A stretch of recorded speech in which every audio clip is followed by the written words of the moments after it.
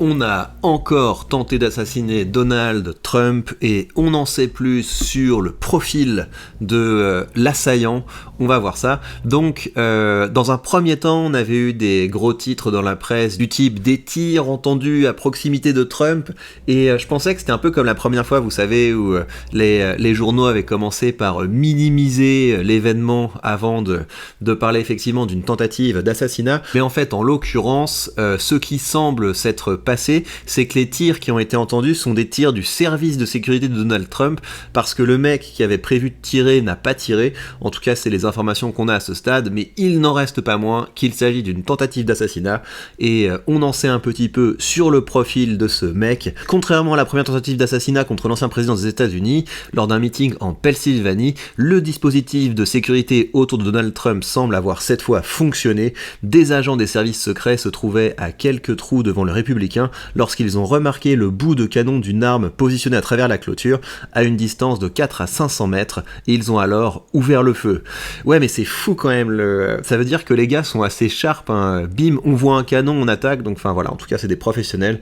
Alors l'homme a laissé tomber son arme et a pris la fuite à bord d'un SUV, mais ça veut dire que c'est pas passé loin, n'empêche, hein, le fait qu'ils aient été capables de l'interrompre avant qu'il tire, c'est vraiment pas passé loin, encore une fois. Il a laissé tomber son arme, il a pris la fuite à bord d'un SUV. Dans le buisson où le tireur était caché, les autorités ont retrouvé un fusil d'assaut, 2 sacs à dos et une GoPro.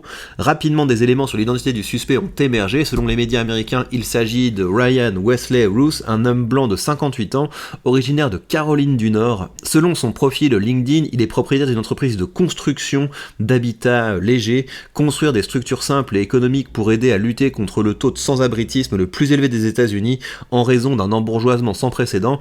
Donc on a un peu ce tropisme, disons, de gauche. Les réglementations gouvernementales ridicules rendent le logement abordable extrêmement difficile. Ouais, donc pas vraiment de gauche, hein. C'est plus le gars qui est vraiment au contact de la population et qui a compris que le plus grand danger contre la population, c'était l'État, c'était les normes étatiques.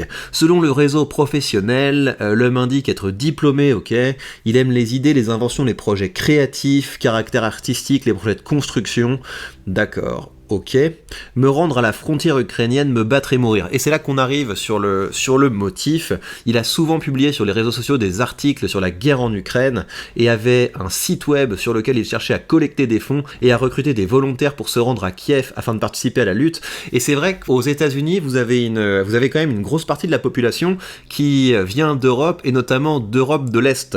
Et j'ai suivi des chaînes YouTube, notamment des chaînes YouTube de finance, où vous avez des mecs qui au début parlaient de finance et puis après se sont mis à parler exclusivement de la guerre en Ukraine. Donc vous avez une population qui est très traumatisée, qui a gardé des attaches notamment avec la Pologne, avec les pays d'Europe de l'Est, et qui voit d'un très mauvais œil le fait que une des premières mesures de Trump au pouvoir, ce soit d'abandonner la guerre en fait, parce que le fait de dire je vais régler la guerre en 24 heures, ça veut dire que Trump se couche face à Poutine, c'est très clair, c'est ce qui était prévu, et c'est normal en fait, et lui il a les moyen de faire ça. Il a jamais caché le fait que pour lui il y avait un océan qui le séparait des problèmes européens, et lui c'est America First, il va d'abord s'occuper de sa population, donc il va effectivement lâcher l'Europe, et c'est son droit, les Américains ont le droit de voter pour ça, et par ailleurs Trump s'est jamais caché du fait qu'il détestait les Européens. Pour lui les Européens c'est des demi-singes, et il ne nous aime pas du tout. En 2023, il déclarait dans un article du New York Times consacré aux volontaires américains qui participaient à l'effort de guerre ukrainien qu'il s'était rendu en Ukraine et qu'il voulait recruter des soldats afghans qui avaient fui les talibans pour y combattre. Il expliquait même au quotidien qu'il prévoyait de transférer ces derniers, dans certains cas illégalement, du Pakistan et de l'Iran vers Kiev. Ouais, donc le gars c'est un combattant quoi. Plusieurs fois l'homme a fait part de son rêve d'une armée civile massive en provenance du monde entier. Donc effectivement c'est un gars qui est complètement engagé là-dedans, complètement militant là-dedans. Je suis prêt à prendre l'avion pour Cracovie et me rendre à la frontière de l'Ukraine pour me porter volontaire, me battre et mourir. A-t-il par ailleurs écrit sur son compte X supprimé dans la foulée de l'agression de Trump d'accord. Porte un t-shirt au motif du drapeau américain, il réaffirme les mêmes propos, d'accord. En avril 2022, à Kiev, alors qu'il participait à une manifestation de soutien aux Ukrainiens piégés dans la ville, ouais, donc il va vraiment au bout de ses convictions, le gars. C'est-à-dire que c'est pas seulement un gars sur les réseaux sociaux, il s'est rendu en Ukraine. Poutine est un terroriste, il faut en finir avec lui. Nous avons donc besoin de tout le monde, du monde entier. Toujours sur son compte X que le monde a pu parcourir avant sa suspension, le quinquagénaire s'adressait au très malin et très éduqué dictateur nord-coréen. Il proposait à ce dernier de devenir son agent de liaison pour mettre fin aux désaccords et aux sanctions prises contre le pays communiste. Il y a quand même des choses assez bizarres dans ce profil, parce que là je vois pas le lien. Parce que s'opposer à un dictateur pour soutenir un autre dictateur, je trouve que c'est assez bizarre. En 2020, rapportent nos confrères, Ryan donnait ses coordonnées aux opposants du régime chinois pendant des manifestations à Hong Kong. C'est chaud, hein. Il avait envoyé un message à Elon Musk dans lequel il demandait au patron de SpaceX: j'aimerais vous acheter une fusée, j'aimerais la charger d'une ogive destinée au bunker de la résidence de Poutine dans la mer Noire. Pour en finir, pouvez-vous me donner le prix s'il vous plaît? Ouais. Donc il y a des éléments qui font sens, et puis il y a des éléments qui montrent que le gars a peut-être vrillé. Il semble être partisan démocrate. Ce dernier a fait de petites contributions à la plateforme de collecte de fonds. Ces dernières années, ses publications suggèrent qu'il s'est détourné de Donald Trump et qu'il a exprimé son soutien au président Biden et à la vice-présidente Kamala Harris.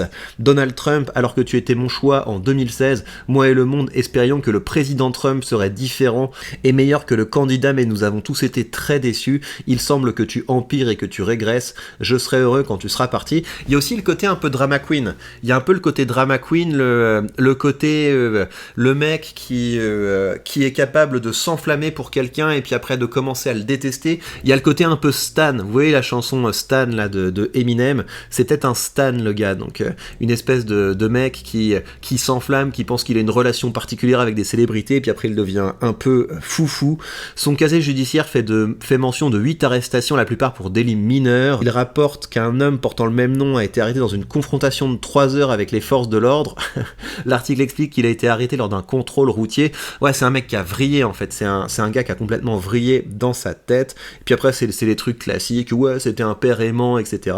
Bah ouais, d'accord, mais un gars qui est borderline, il va pas être en train de te dire tous les 4 matins: salut, je suis en train de préparer une attaque. On a cette dimension qui a l'air assez consciente et assez réfléchie, à savoir je m'oppose à Vladimir Poutine, et donc il y a une motivation claire en fait sur sa tentative d'assassinat contre Donald Trump, mais le reste de son parcours est plus étonnant. Voilà, les trucs du type, il essaie de soutenir Kim Jong-un, enfin il y a des choses où le gars a l'air quand même pas très stable. Alors, on va regarder également les réactions de la complosphère. Florian Philippot, qui a voulu assassiner Trump cette nuit, apparaît dans un clip de publicité pour le régiment ukrainien Azov.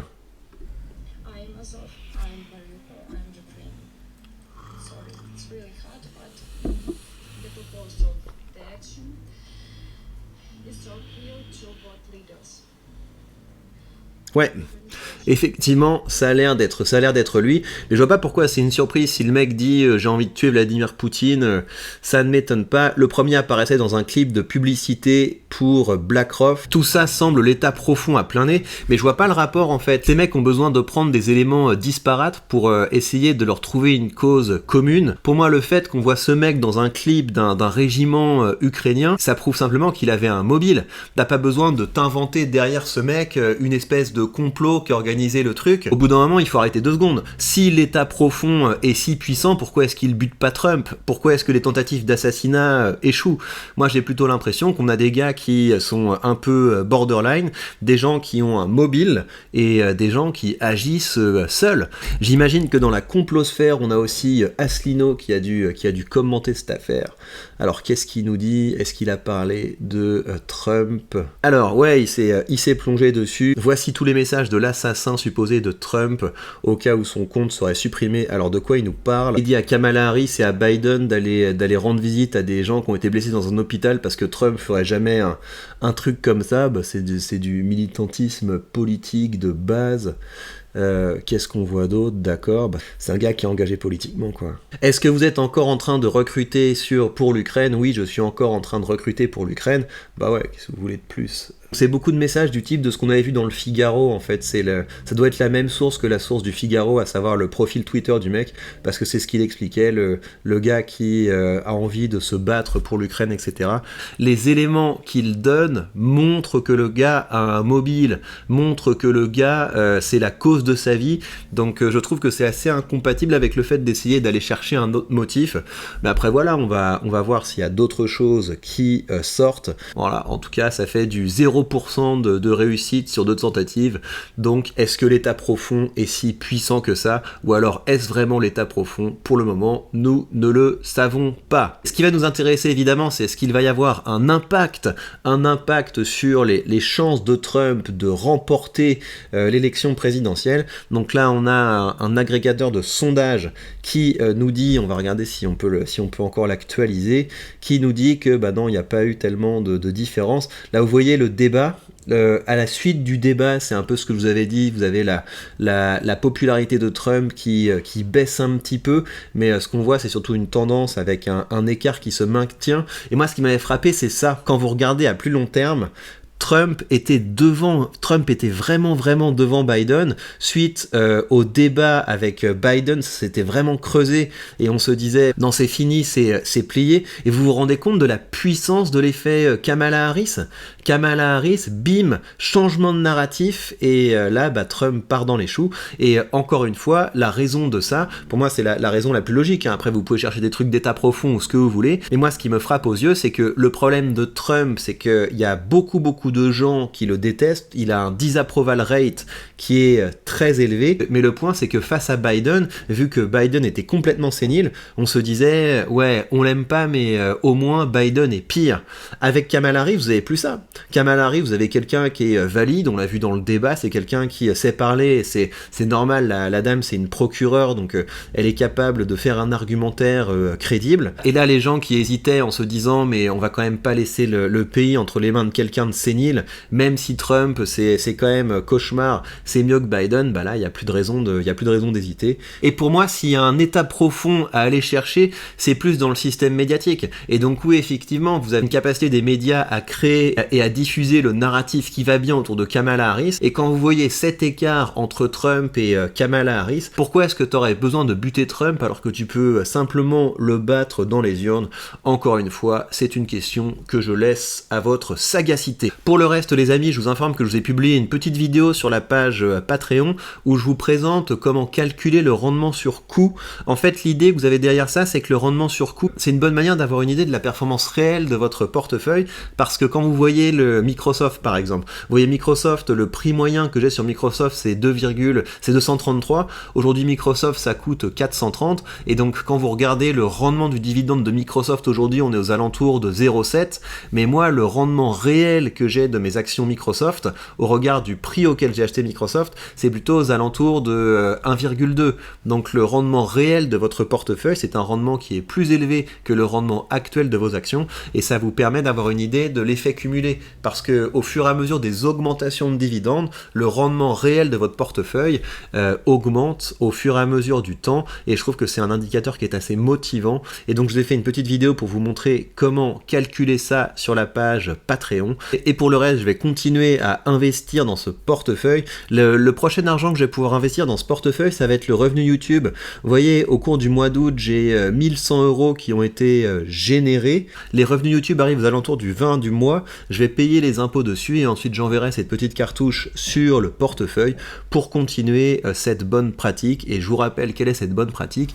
On augmente notre revenu actif, et une bonne manière d'augmenter son revenu actif, c'est de commencer à créer du contenu, de parler des sujets qui nous intéressent, de parler de ces domaines dans lesquels on se forme pour essayer de s'améliorer. Et si on a les bons outils, les bonnes techniques, au bout d'un moment, ça commence à marcher pas mal. Je vous rappelle que si vous voulez rejoindre une communauté de créateurs, vous pouvez rejoindre mon canal Telegram. Je vous partage des audios avec les choses que je teste, les choses que j'apprends sur les bonnes pratiques en matière de création de contenu. Je vous invite également à partager vos objectifs, je vous invite à vous motiver les uns les autres, et donc je vous invite à chaque fois à partager vos objectifs de la semaine et à partager vos créations au cours de la semaine. Donc ça vous permet comme ça de rejoindre une communauté de créateurs motivés et de bénéficier également de mes retours et de mes conseils. C'est tout à fait gratuit pour rejoindre ce canal Telegram, et vous avez également sous cette vidéo le lien vers mon cercle des orateurs. Ça, ce sont des articles que je vous envoie une fois par mois où je partage avec vous un compte rendu détaillé des choses que j'ai testées en matière de création de contenu et en matière de techniques pour monétiser ce contenu.